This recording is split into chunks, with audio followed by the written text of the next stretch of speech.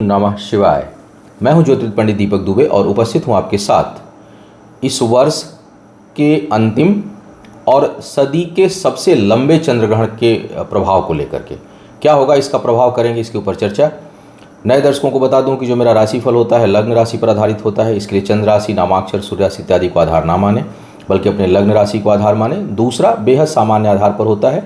कोई विशेष परिस्थिति हो, आप अपनी कुंडली का विश्लेषण कराएं, उसके बाद किसी निष्कर्ष पर पहुँचें। जो लोग मुझसे परामर्श लेना चाहते हैं, मेरी वेबसाइट astrotips.in है, उसके माध्यम से आप मुझसे परामर्श ले सकते हैं। जो मेरे एग्जिस्टिंग क्लाइंट हैं, जो मुझसे परामर्श इत्यादि ले चुके हैं या जो मुझसे पूजा अनुष्ठान कराते हैं पहले से, उनके लिए वो चंद्र ग्रहण जिनकी कुंडली में दोष हो, वो हमारे साइट से जा कर के इस दिन का लाभ उठा सकते हैं और चंद्र ग्रहण शांति के लिए पूजा अनुष्ठान बुक करा सकते हैं। अर्थात जिनकी कुंडली जो है वो चंद्रमा राहु केतु के साथ हो या राहु केतु के नक्षत्र में हो, ग्रहण योग बना रहा हो, तो आप उसके लिए शांति पूजा इस ग्रहण के दिन करवा सकते हैं। चंद्रमा दूषित हो, ग्रहण के प्रभाव में हो, तो दो तीन तरह की समस्या उत्पन्न करता है। एक, आर्थिक रूप से विषमता देता है, चाहे आपका आय स्थान का स्वामी कितना ही अच्छा क्यों न हो। चंद्रमा यदि ठीक नहीं होगा तो आपको आर्थिक रूप से अस्थिरता का मतलब ये नहीं कि बिल्कुल पैसा नहीं आएगा, लेकिन उसमें स्थिरता, स्टेबिलिटी नहीं होगी। कभी बहुत पैसा आ गया, कभी नहीं आया, उतार चढ़ाव ये देगा। दूसरा, मानसिक अस्थिरता देता है, और शायद यही कारण होता है कि आर्थिक अस्थिरता भी होती है, क्योंकि आदमी की सोच जो है वो स्थिर नहीं रहती। वो एक साथ कई योजनाएं बना सकता है, कभी एक डाल पर, कभी दूसरे डाल पर, तो विचार जो है वो अस्थिर होते हैं। और यह भी एक बड़ा कारण है कि आर्थिक और करियर के मामले में चंद्रमा दूषित होता है तो अस्थिरता। दूसरा, चंद्रमा का प्रभाव स्वास्थ्य पर सबसे अधिक पड़ता है। चंद्रमा ठीक नहीं होगा, हेल्थ ठीक नहीं होगा, इम्यून सिस्टम कमज़ोर होगा। छोटी छोटी समस्या भी, छोटी बीमारी कोई आएगी, एक सामान्य आदमी 3 दिन में ठीक होगा, आप 10 दिन में ठीक होंगे। तो चंद्रमा जो है वो हमारे जीवन में बहुत अधिक प्रभाव डालता है, विचारों पर और स्वास्थ्य पर। और जब ये दोनों प्रभावित होते हैं तो अपने आप आपका कैरियर, आपका आर्थिक जीवन, आपका पारिवारिक जीवन भी डिस्टर्ब होता है। डायरेक्ट चंद्रमा उसका कारण नहीं होता, लेकिन वो आधार बना देता है, वो बेस बना देता है। फिलहाल चंद्रमा के ऊपर केवल बात नहीं, थोड़ी सी भूमिका मैंने दे दी। ग्रहण के ऊपर बात करेंगे। भारतीय समयानुसार, दिल्ली के समयानुसार यह लगभग 11:34 से प्रारंभ होगा दिन में, और शाम को 5:33 तक यह रहेगा, 33 तक। इस कारण लगभग पूरे भारतवर्ष में यह दिखाई नहीं देगा। इसका जो थोड़ा बहुत कम समय के लिए जो इसका हिस्सा दिखाई देगा, वो भी एकदम ख़त्म होते हुए वो अरुणाचल, आसाम के कुछ हिस्सों में यह दिखाई देगा, और वो भी बिल्कुल ख़त्म होते हुए। इस कारण पूरे भारतवर्ष में सूतक मान्य नहीं होगा। चंद्र ग्रहण का जो सबसे अधिक जो यह दिखाई देगा, जो प्रभाव होगा, वह अमेरिका में होगा और उसके आसपास के देशों में होगा। उसके साथ साथ ऑस्ट्रेलिया के कुछ हिस्सों में होगा। तो ये जो चंद्र ग्रहण है, जहाँ दिखाई देता है, सूतक का मान्य जहाँ दिखाई देता है वहीं होता है, जहाँ दिखाई नहीं देता है वहाँ नहीं होता है। आपको एक सूत्र बता दे रहा हूँ, इसलिए आप देश के, दुनिया के किसी भी कोने में हो, आप आराम से सूतक काल कैलकुलेट कर सकते हैं। आप वहाँ के हिसाब से देख लीजिए कि आपके स्थान पर ग्रहण कब प्रारंभ हो रहा है। जो ग्रहण का प्रारंभ होने का समय है, मध्यकाल नहीं, पीक टाइम नहीं। जैसे मैंने बताया कि करीब 11:34 से प्रारंभ होता है, तो एक प्रारंभ का मतलब वो मध्यकाल नहीं है। 11:34 से आप जो भी आपके यहाँ का समय हो, उससे 9 घंटे माइनस कर लीजिए, और 9 घंटे पहले चंद्र ग्रहण का सूतक काल प्रारंभ हो जाता है, और जब चंद्र ग्रहण पूरा खत्म होगा उसी समय सूतक समाप्त हो जाता है। तो जो लोग जहाँ भी सूतक मान्य हो, सूतक को मानना हो, वहाँ पर आप अपने स्थानीय समय के अनुसार, अगर वहाँ दिखाई दे रहा है चंद्र ग्रहण, तो चंद्र ग्रहण अगर दिखाई नहीं दे रहा है तो सूतक मान्य नहीं होगा। इस बात को आप समझ लें। लाख मैं बोलूँगा, उसके बावजूद भारत में भी लोग खूब सूतक का परहेज करते हैं।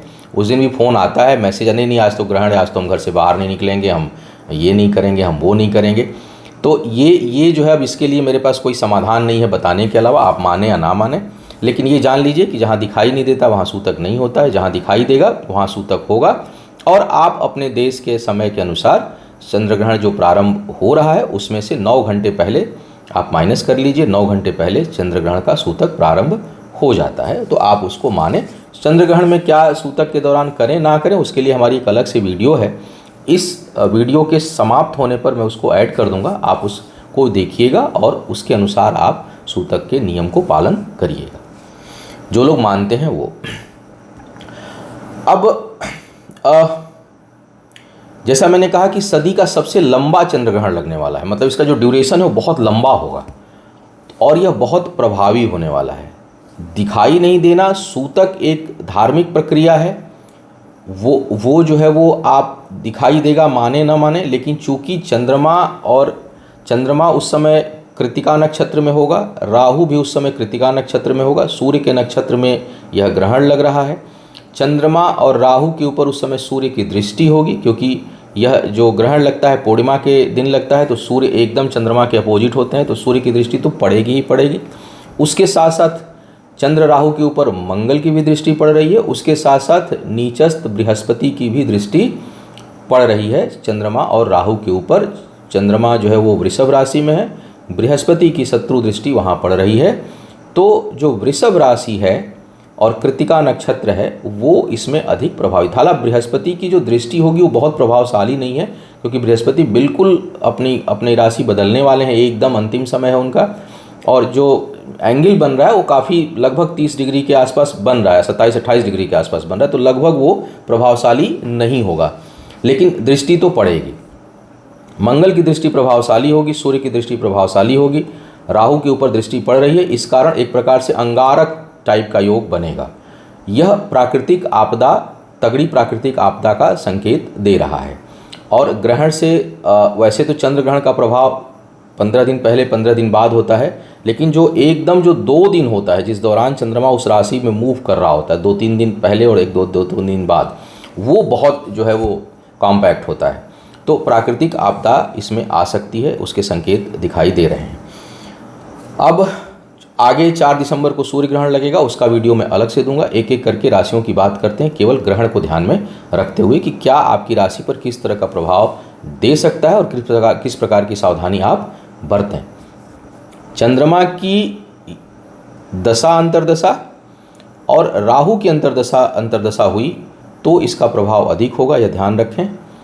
कुंडली में जिनके ग्रहण योग होगा, चंद्रमा ग्रहण से प्रभावित होगा, उनके ऊपर इसका अधिक प्रभाव पड़ेगा। अगर नक्षत्र भी वही हुई, कृतिका नक्षत्र में कोई जन्म लिया हुआ है, तो उसका प्रभाव और अधिक होगा। इस समय चंद्रमा और राहु की अंतर प्रत्यंतर कहीं टकरा रही हो, चंद्रमा की अंतर्दशा राहु की प्रत्यंतर दशा, राहु की अंतर्दशा चंद्रमा की प्रत्यंतर दशा, तो भी इसका प्रभाव आप अधिक समझें। जिस भाव में लगेगा उस भाव से उसको ध्यान दीजिएगा। हर जगह की चीज़ें हर जगह अप्लाई नहीं होती, कि जैसे मेष वालों के लिए दूसरे भाव में लग रहा है तो जरूरी नहीं कि वो मकर वालों के लिए भी प्रभाव देगा, मकर वालों के लिए जिस भाव में लग रहा होगा वहाँ प्रभावित करेगा। तो आप घबराने की ज़रूरत नहीं है, चीज़ों को समझिए और उसके अनुसार जो है आप थोड़ी सावधानी बरतिए। अब एक एक करके बात करते हैं राशियों की, क्या कह रहे हैं सितारे, क्या कह रहा है यह ग्रहण, क्या होगा संभावित प्रभाव। अल्टीमेट यही होगा, यह आवश्यक नहीं है, ये जान लें।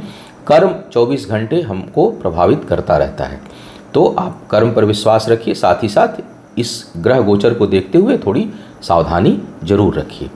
सबसे पहले मेष वालों की बात करते हैं। मेष वालों के लिए देखा जाए तो यह ग्रहण जो है वो चंद्रमा आपके स्वामी हैं चतुर्थ भाव के, सुख स्थान, पारिवारिक सुख, वैभव, धन संपत्ति, संपदा और लाभ भाव में लग रहा है यह ग्रहण। पारिवारिक जीवन में थोड़ी बहुत कष्ट की अनुभूति या कुछ अशुभता भरा परिणाम यह दे सकता है। सोच भी थोड़ी प्रभावित होगी, कई लोगों को कुछ जो है वो मूड स्विंग कर सकता है। आर्थिक हानि होने का भय प्रबल रहेगा, कुछ न कुछ धन हानि, वो भी पारिवारिक कारणों से धन हानि का योग जो है इस समय बनेगा। कोई भी बड़ा आर्थिक फैसला इस समय आपको लेने से बचना चाहिए। वाणी प्रभावित रहेगी, निर्णय शक्ति प्रभावित रहेगी, इसलिए आप जो है वो कोई बड़ा आर्थिक फैसला इस समय ना लें और पारिवारिक जीवन को लेकर के थोड़ा सचेत आपको रहना चाहिए। वृषभ वालों के लिए तो लग्न पर ही यह ग्रहण लग रहा है, लग्न पर ग्रहण लग रहा है, गुरु की दृष्टि जा रही है, मंगल की दृष्टि जा रही है, राहु बैठे हुए हैं, सूर्य की दृष्टि जा रही है।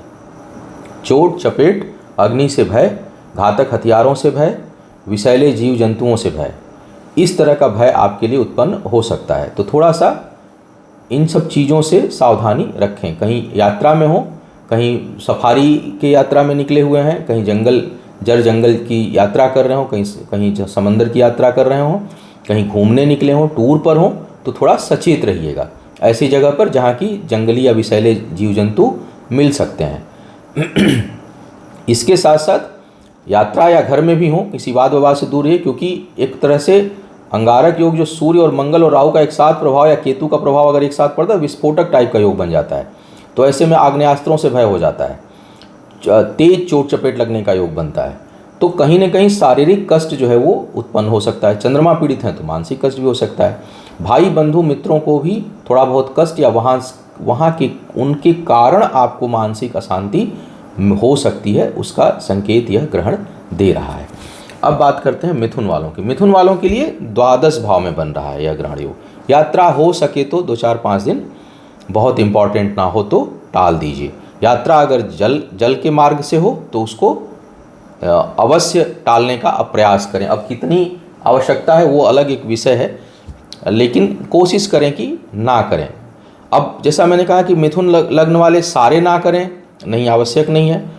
लेकिन अगर दशा अंतर प्रत्यंतर में चंद्रमा राहु टकरा रहे हों, नक्षत्र भी कृत्तिका नक्षत्र में जन्म हुआ हो, तो कहूँगा कि अवश्य टाल दें, अन्यथा आप सावधानी रखते हुए कर सकते हैं। दूसरा, बिना जो है योजना के धन खर्च हो सकता है, बिना प्लानिंग के धन खर्च हो सकता है, अकस्मात धन खर्च हो सकता है, इसकी संभावना बनेगी। और यात्रा में हानि और कष्ट का भय जो है आपके लिए उत्पन्न होगा। ये भी आपके लिए कुछ मानसिक अशांति और पारिवारिक जीवन में कुछ अशांति जो है यह उत्पन्न करेगा, यह ग्रहण जो है आपके लिए। कर्क वालों के लिए देखा जाए तो चंद्रमा कर्क के स्वामी ही हैं, चंद्रमा ही पीड़ित हो रहे हैं, लाभ भाव में हो रहे हैं, मंगल से दृष्ट हैं, गुरु से दृष्ट हैं। तो ये जो ग्रहण योग है ये आय में कुछ उतार चढ़ाव दे सकता है, लेकिन अचानक बड़ा धन लाभ भी दे सकता है। तो आर्थिक मामलों में यह कुछ अचानक कुछ अच्छी उन्नति देने का योग यह बना सकता है आपके लिए, लेकिन मूड जो है वो अस्थिर करेगा, ये जान लीजिए। क्योंकि जब चंद्रमा चूँकि लग्नेश और वह जब पीड़ित होगा तो मूड जो है वो स्विंग करेगा, अचानक बड़े निर्णय ले सकते हैं, चाहे कुछ पकड़ने के या कुछ छोड़ने के। तो आपको थोड़ा सा, और विशेष करके कार्य और नौकरी से संबंधित कोई लोग अचानक एकदम बढ़िया नौकरी सडन निर्णय लेंगे कि नहीं मुझे नौकरी नहीं करनी आज से, या मुझे बिजनेस बंद करना है। तो आर्थिक मामलों से संबंधित, चाहे वो नौकरी हो चाहे व्यापार हो, आप कोई सडन बड़ा डिसीजन ले सकते हैं, क्योंकि मूड जो है वो बहुत, उसमें बहुत प्रबलता आएगी, बहुत तेज आवेग आएगा। तो थोड़ा सा शांत भाव से डिसीजन लीजिएगा। लेकिन आर्थिक मामलों में यह कोई बहुत हानि का योग नहीं बना रहा है, बल्कि यह आपके लिए कुछ अच्छे लाभ यह दे सकता है। कहीं अचानक आय जो है वो अच्छी उत्पन्न हो सकती है। परिश्रम का उचित परिणाम थोड़ा नहीं मिलेगा, लेकिन भाग्य जो है वो साथ देगी। सिंह वालों की बात किया जाए तो यह दसम भाव में लग रहा है आपके। दसम भाव में लगने के कारण और भाग्येश की भी दृष्टि पड़ रही है, तो कार्यस्थल पर कुछ तेज वाद विवाद का योग बनाएगा। यह एकदम से वैचारिक मतभेद अपने आसपास के लोगों से उत्पन्न हो सकता है। साथ ही साथ यह मान हानि का भी योग बना सकता है, क्योंकि राहु जो है वो सूर्य के नक्षत्र में और सूर्य खुद राहु के नक्षत्र में है। तो यह अपमान का भय आपके लिए बना सकता है। कार्यस्थल पर कुछ मान सम्मान में आपकी हानि हो सकती है। कई लोगों को पद प्रतिष्ठा में कमी महसूस हो सकती है। तो थोड़ा संभल कर रहें अपने उच्च अधिकारियों के साथ, अपने कोलीग्स के साथ कार्यस्थल पर जो है वो व्यवहार बना कर रहें। इसमें मान सम्मान और पद हानि का योग यह बनाएगा, और साथ ही साथ पिता के साथ भी वैचारिक मतभेद और टकराहट यह उत्पन्न कर सकता है। तो आपको इस क्षेत्र में विशेष रूप से सावधानी रखनी चाहिए। इस समय अगर कोई स्थान परिवर्तन होता है, आपका कहीं यात्रा होती है कार्य व्यापार से संबंधित, तो वो लाभकारी नहीं होगी बल्कि हानि देने वाली होगी। तो थोड़ा ठहर जाएं, 2-4-5 दिन 7 दिन रुक जाएं, फिर आप कार्य व्यापार संबंधी यात्रा करें। कन्या वालों की बात करते हैं। कन्या वालों के लिए भाग्य स्थान पर लग रहा है, भाग्य स्थान पर ग्रहण योग लग रहा है। शुक्र की स्थिति ठीक है नहीं, भाग्य जो है वो स्थिति मतलब भाग्य स्थान से कड़ाष्टक योग में है इस टाइम पे। तो और अष्टमेश की भी दृष्टि पड़ रही है, तो कोई बड़ी हानि का संकेत है। अचानक जिस चीज़ की बहुत अधिक उम्मीद किए होंगे कहीं से आप कि यह चीज़ हमको हासिल हो जाएगी, क्योंकि भाग्य का मामला वहीं टकराता है वो जहाँ पर हमारा कर्म नहीं, हम भाग्यवश कोई चीज़ होने वाली हो। जहाँ पर हमारा खुद का कोई बहुत रोल ना हो, लेकिन हमको कोई चीज़ मिलने वाली हो, प्राप्त होने वाली हो, किसी दूसरे का सहयोग मिलने वाला हो, कहीं दूसरे से बड़ा धन आने की संकेत हो, कहीं किसी से हम कुछ सिफारिश किए हों, वहाँ से काम बनने का योग हो, मतलब उसमें मेहनत एक्चुअल में हमारी नहीं है, लेकिन हमको कहीं से कोई ऐसी उम्मीद बनी हुई है जिससे कि हमारी ज़िंदगी बदल सकती है, हमारे भाग्य में उन्नति हो सकती है, वहाँ से निराशा हाथ लगेगी, वहाँ से आपके मन मुताबिक चीज़ें नहीं होंगी। और यह अगर केवल भाग्य भरोसे जो लोग काम कर रहे होंगे उनको बड़ी हानि हो सकती है। तो भाग्य भरोसे चीज़ों से बचिएगा या उसके लिए मानसिक रूप से तैयार रहिएगा। दूसरा, शेयर, लॉटरी इत्यादि से बिल्कुल दूर रहिएगा, क्योंकि चंद्रमा जो है वो आय स्थान के भी स्वामी हैं, तो यह आय पर असर डाल सकता है, आपके कार्य व्यापार को जो है वो डिस्टर्ब कर सकती है, आर्थिक स्थिति, और आपका जो भाग्य की वश जो हानि होने के संकेत मिल रहे हैं वो, तो भाग्य पक्ष जो है वो थोड़ी सी कमज़ोर होती हुई दिखाई दे रही है। अब बात करते हैं तुला वालों की। तुला वालों के लिए अष्टम भाव में लग रहा है ग्रहण योग। चंद्र राहु युति हो रही है, दशमेश चंद्रमा है, मंगल की दृष्टि जा रही है, मंगल मार्केश हो जाते हैं, गुरु की दृष्टि जा रही है, गुरु भी मार्केश हैं, और चंद्रमा जो है तुला वालों के लिए दसम भाव के स्वामी है। पिता के सेहत को जिनके हैं या पिता तुल्य कोई है उनको बहुत सावधानी रखनी चाहिए, क्योंकि यह स्थिति ठीक नहीं है। चूँकि अब यहाँ पर दिक्कत क्या है कि हालांकि जो चंद्रमा वैसे तो माता का कारक है, लेकिन तुला लग्न में जो है पिता स्थान का कारक हो जाता है। सूर्य पीड़ित हैं, सूर्य जो है, सूर्य के ऊपर अभी भी शनि नहीं, इस टाइम पे शनि की दृष्टि तो नहीं जाएगी, लेकिन सूर्य जो है वो राहु के नक्षत्र में रहेंगे इस टाइम पर, केतु के साथ हैं, तो सूर्य भी पीड़ित हैं इस समय, और चंद्रमा जो दशमेश है वो बुरी तरह से पीड़ित है, यानी पिता के लिए बड़ा कष्ट। तो पिता के सेहत का ध्यान, उनके लिए थोड़ा सा ध्यान रखिएगा। दूसरा, कार्यस्थल पर भी हानि का योग हो सकता है, एकदम से बनती हुई चीज़ें छूट सकती हैं या बिगड़ सकती हैं, तो दोनों चीज़ों को लेकर के आपको बहुत अधिक सावधानी इस समय रखनी है। साथ ही साथ चूँकि अष्टम में चंद्रमा और राहु की युति बन रही है, तो अपने सेहत का भी ध्यान रखिएगा। यानी ये कहीं ना कहीं सबसे ज़्यादा जो प्रभावित करेगा वो आपको अपने सेहत पर अचानक चोट चपेट, जल से बड़ा भय, जल और विषैले जंतु, और केवल विषैले जंतु नहीं, कई बार मेडिसिन रिएक्ट कर जाती है, उसको भी जहर ही माना जाता है, पॉइजनस ही माना जाता है। तो कहीं दवा वगैरह खाते समय सावधानी रखिएगा, क्योंकि दवा रिएक्ट कर सकती है और उस कारण भी आप परेशानी में पड़ सकते हैं। तो जिनकी सेहत खराब चल रही हो, दवा वगैरह लेते समय सावधानी बरतें, अन्यथा अपने सेहत का विशेष ध्यान आप रखें।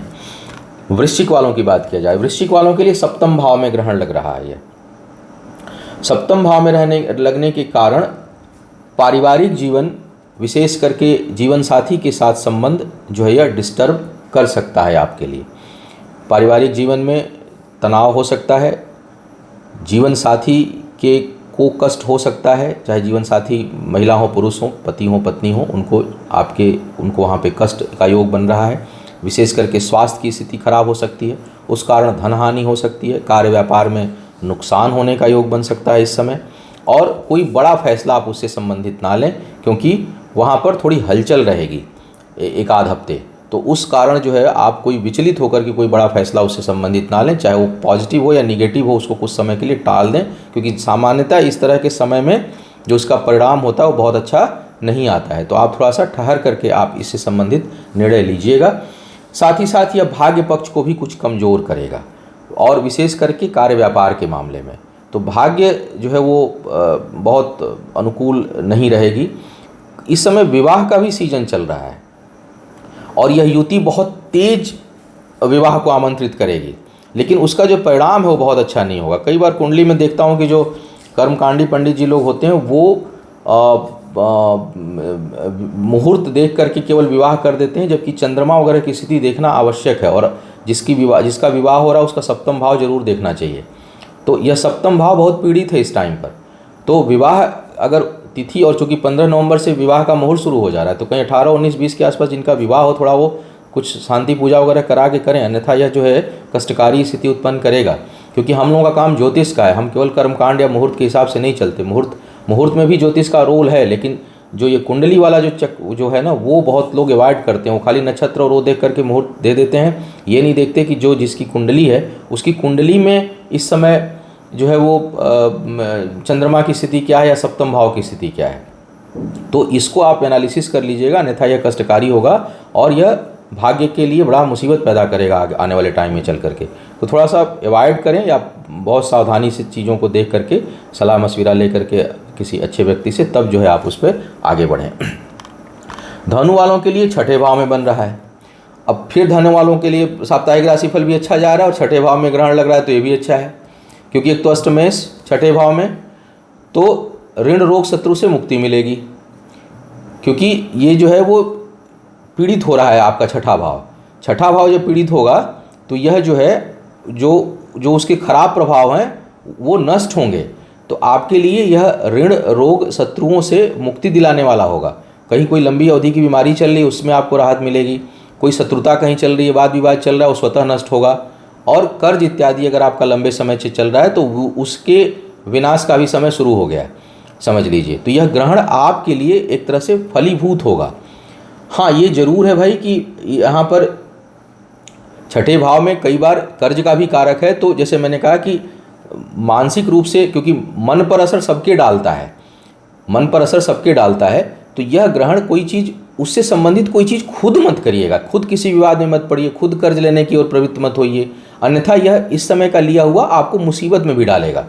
तो आपको प्रयास नहीं करना है, कोई चीज़ अगर पहले से चली आ रही है उसको यह खत्म करेगा, लेकिन अगर इस दौरान आप प्रयास करके कोई चीज़ मोल लेते हैं, वाद विवाद मोल लेते हैं, कर्ज मोल लेते हैं, जानबूझ के कोई ऐसी हरकत करते हैं जिससे आपकी सेहत खराब हो, तो यह उसको बढ़ा देगा, इंक्रीज कर देगा, और उसमें आप फंस जाएंगे बुरी तरह से। तो करने से बचिए, और है तो वो समाप्त होगा, इस चीज़ का आपको इस सूत्र को ध्यान रखना है। अब बात करते हैं मकर वालों की। मकर वालों के लिए पंचम भाव में लग रहा है। पंचमेश शुक्र जो है वो बैठे हुए हैं द्वादश भाव में, पंचम भाव ग्रहण से पीड़ित हो रहा है। ये सबसे ज़्यादा जो मानसिक रूप से अस्थिरता देगा यह ग्रहण, वो देगा वृषभ वालों को और मकर वालों को, क्योंकि वृषभ वालों के लग्न पे लगेगा और मकर वालों के पंचम भाव पे लगेगा। तो निर्णय शक्ति, आत्मबल, मन, विचार, बुद्धि, यह जो है वो प्रभावित होगा, बड़ा स्विंग करता है। कई बार डिप्रेशन सा महसूस होता है जब चंद्रमा का, अगर कुंडली में किसी के परमानेंट सूर्य और चंद्रमा पीड़ित हो, तो मेरे पास तो रोज़ एनालिसिस रहती है, देखता हूँ लोगों को, जैसी नज़र आती, कई लोग बोलते हैं कि मेरा तो आत्मविश्वास ही नहीं, तो बताने की जरूरत नहीं पड़ती, पता है कि चंद्रमा सूर्य गया। तो ये स्थिति जो है उत्पन्न हो रही है कि आपके लिए यह आत्मबल को कमज़ोर करने वाला, विचलित करने वाला, मन को अशांत करने वाला, पुरानी यादों को इतना हावी कर देता है कि आदमी एकदम डिप्रेशन में आ जाता है। कोई पुरानी घटना याद बहुत ज़्यादा आएगी इस दौरान, मतलब आदमी एकदम विचलित, जैसे नहीं होता, कई बार हम स्कूल कॉलेज के किसी दोस्त को याद करके हमारी रात में नींद खराब हो जाती है, कोई पहले का कोई रिलेशनशिप है उसको याद करके जो है दिन खराब हो जाता है, पहले कोई घटना दुर्घटना अपने साथ हुई उसको याद करके आज का दिन खराब हो जाता है। तो ये पुरानी यादों को जो है वो बढ़ा देगा और परेशान करेगा। तो बचिएगा, अगर दिमाग में कोई पुरानी है उसको छिड़क दीजिए, क्योंकि यह मानसिक अशांति उत्पन्न करेगा, विचारों में अस्थिरता देगा और पीछे की ओर ले जाएगा आपको, आपकी सोच को। दूसरा, संतान के लिए भी कष्टकारी है। गर्भवती महिलाएं जो होंगी, विशेष करके मकर वाले लग्न की, उनको थोड़ा विशेष सावधानी रखनी चाहिए इस दौरान। और सावधानी का मतलब है आना जाना, उतरना चढ़ना। अब इसको केवल धार्मिक दृष्टिकोण से मत देखिए, वैसे भी जो महिलाएं गर्भवती हैं उनका लंबे समय से अब एकदम डिलीवरी उनकी नज़दीक आ रही है, तो उनको तो वैसे भी थोड़ी आने जाने से परहेज करना चाहिए। ये समय क्या होता है, कैटलिस्ट का काम करता है, समस्याओं को बढ़ा देता है। थोड़ी सी समस्या होगी उसको इंक्रीज कर देगा, डबल कर देगा, 10% उसको 20% कर देगा, तो यह परेशानी बढ़ा देगा। थोड़ी सावधानी आपको रखना है, खान पान दवा इत्यादि से बिल्कुल परहेज ना करें। और यह संतान से भी कुछ वैचारिक मतभेद और शिक्षा में समस्या उत्पन्न करेगा, बाधा उत्पन्न करे। इस दौरान कोई आने वाले 2, 4, 5, 7 दिनों के अंदर कोई इंटरव्यू प्रतियोगिता है, कोई परीक्षा है, तो उसमें जो है आपको प्रयास बहुत अधिक करना होगा और ख्याली पुलाव मत बनाइएगा। रियलिस्टिक होकर के आप अप्रोच रखिएगा तो आपको सफलता मिलेगी, अन्यथा केवल इमेजिनरी खुशी या इमेजिनरी गम जो है पहले से ही आप क्रिएट करेंगे तो यह और मुसीबत पैदा कर देगा, क्योंकि यह काल्पनिक भय काल्पनिक खुशी को यह बढ़ा देगा और खुशी को कम बढ़ाएगा, भय को ज़्यादा बढ़ाएगा। तो आप जो है परेशान हो जाएंगे। तो बेहतर होगा कि खूब पानी पीजिए, गणेश जी की, शंकर जी की पूजा करिए और मस्त रहिए, पुरानी चीज़ों को पास मत फटकने दीजिएगा। अब बात करते हैं कुंभ वालों। कुंभ वालों के लिए यह हो रहा है चतुर्थ भाव, सुख स्थान, माता का स्थान। तो संपत्ति वगैरह में कुछ दिन अब धन नहीं लगाना है। उसके साथ साथ माता के सेहत का विशेष ध्यान रखिए, क्योंकि चंद्रमा वैसे ही कारक है, चतुर्थ भाव उसी का स्थान है, शुक्र भी ठीक जगह पर नहीं, खड़ाष्टक योग बना रहे हैं, सूर्य की दृष्टि जा रही है, मंगल की दृष्टि जा रही है। माता के सेहत के लिए यह बेहद हानिकारक समय है, तो उनका थोड़ा सा विशेष ध्यान रखिए। संपत्ति में निवेश मत करिए, पारिवारिक वाद विवाद से बचे रहिए। घर परिवार में कोई क्लेश उठता भी हो तो उसमें आप इन्वॉल्व मत होइए, उसमें शांत भाव से उसको हल करने का प्रयास करिए। और थोड़ा सा घर में शुभता रहे, इसके लिए थोड़ा कपूर लौंग वगैरह का दिया जलाते रहिए शाम के समय। भगवान शिव की आराधना करते, क्योंकि ग्रहण वगैरह की जो शांति है वो भगवान शिव के अलावा कहीं और हो नहीं पाती है। तो जो है थोड़ा सा उधर रुझान बनाइएगा और अलर्ट मोड में थोड़ा सा रहिएगा। तो उसके साथ साथ चूँकि वहाँ पर अंगारक योग जैसा भी बन रहा है, तो घर में बिजली और आग का भी भय हो सकता है। तो इन चीज़ों से सावधान रहिएगा, कहीं कि घर के अंदर कोई चीज़ में कहीं आग न लग जाए, कोई बिजली शॉर्ट सर्किट से कोई बड़ा नुकसान न हो जाए। तो इन सब चीज़ों से आपको थोड़ी सावधानी रखनी है, कुंभ वालों को विशेष करके। अब मीन वालों की बात किया जाए, मीन वालों के लिए तीसरे भाव में लग रहा है चंद्रमा, जो है आपके पंचम भाव के स्वामी हैं। थोड़ा से आत्मबल को यह प्रभावित करेगा। तीसरा भाव जो होता है वो सोच, पराक्रम, पुरुषार्थ, करीबी लोग, भाई बहन, बंधु, तो यह उससे संबंधित आपको कठिनाई देगा। पंचमेश भी पीड़ित हो रहा है, तो इसका मतलब कि जितने कमज़ोर आप होंगे नहीं, उतना आपको फीलिंग होगी कि अरे मैं ये काम कैसे, मेरे से तो होगा ही नहीं, मैं तो, जबकि क्षमता होगी, लेकिन यह आपको पीछे की तरफ आपके पुरुषार्थ को कम करेगा, आपके पराक्रम को कम करेगा, और सोच के आप घबराएंगे। यानी आपकी बेचैनी को कोई भी छोटी भी चीज़ होगी तो उसमें आप बहुत ज़्यादा घबराएंगे, उसमें आप नर्वस होंगे, तो नर्वसनेस को यह इंक्रीज़ कर सकता है। शिक्षा प्रतियोगिता में सफल होने में यह कठिनाई आपके लिए उत्पन्न कर सकता है। और बिना वजह के घबराहट, डर से आपको परेशानी होगी, हाथ पैरों में पसीना आने लगेगा, इस तरह की स्थिति यह उत्पन्न करेगा। तो थोड़ा सा आत्मबल को बढ़ाए रखिएगा। उसके साथ साथ यह कहीं आपको अपने करीबी लोगों से धोखे का, नुकसान का योग और वहाँ से मानसिक संताप, मानसिक कष्ट का भी योग यह बनाएगा।